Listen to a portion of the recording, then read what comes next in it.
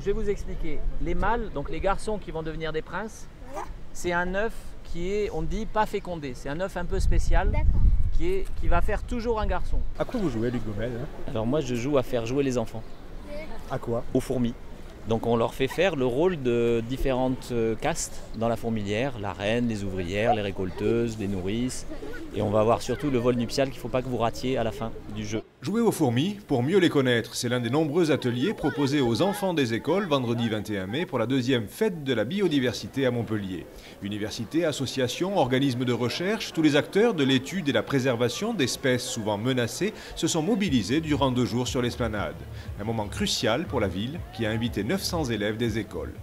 On vise particulièrement les scolaires parce que les enfants, sur un tas de choses, sur le racisme, sur la propreté, sur l'environnement, ils sont très réceptifs. Très réceptifs et capables de transmettre autour d'eux, d'abord, et même dans leur famille, des efforts qu'il y a à faire en matière de préservation de la nature, de la faune et de la flore. Question idiote, entre guillemets.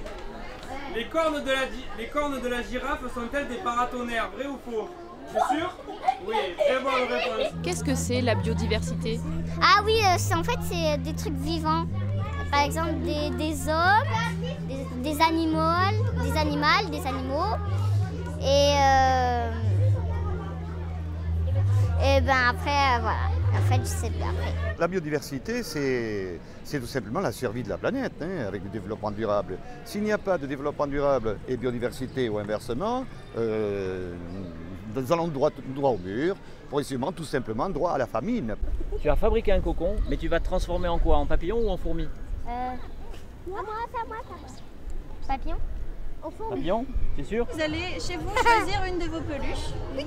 Vous allez en faire un dessin, comme ce qu'on a fait, c'est-à-dire qu'on va le décrire, on va bien observer, on va mesurer, on va essayer de faire un dessin le plus réaliste possible. Toutes les peluches qui sont présentées, c'est souvent soit des mammifères, soit des vertébrés en tout cas, donc on a peu de plantes, on a peu de choses un peu rigolotes, et du coup on est en train de montrer aux enfants que la diversité c'est pas que nos peluches, c'est aussi tout ce qu'on peut trouver d'un peu rigolo, genre une vraie guitare ou des choses qu'on n'a pas du tout l'habitude de voir. Ce qu'on essaye de montrer aux gens, c'est que même quand on parle d'un groupe ou d'une espèce donnée, on a une grande variabilité à l'intérieur de ce groupe ou de cette espèce.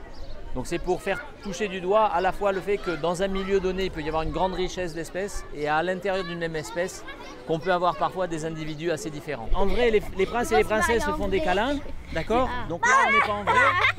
Un bisou sur la main. Un bisou sur la main ou un bisou sur la bouche?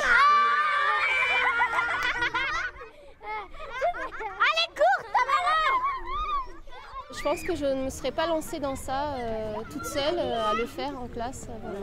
Alors que pourtant, j'aurais pas pris le temps de le faire et pourtant aujourd'hui je suis là et on a quand même pris du temps pour venir ici et les enfants ont apprécié. Mais je pense que bon, peut-être la peur de se lancer dans ce genre d'activité, je sais pas. Je sais pas trop, mais je suis contente d'être venue et je pense que les enfants ont beaucoup apprécié. Les enfants, ambassadeurs d'un monde plus respectueux de son environnement. C'est l'un des enjeux de cette fête, déjà devenue incontournable. Première mission visiblement bien remplie, revenir sur l'esplanade le lendemain avec les parents lors de la Journée internationale de la biodiversité.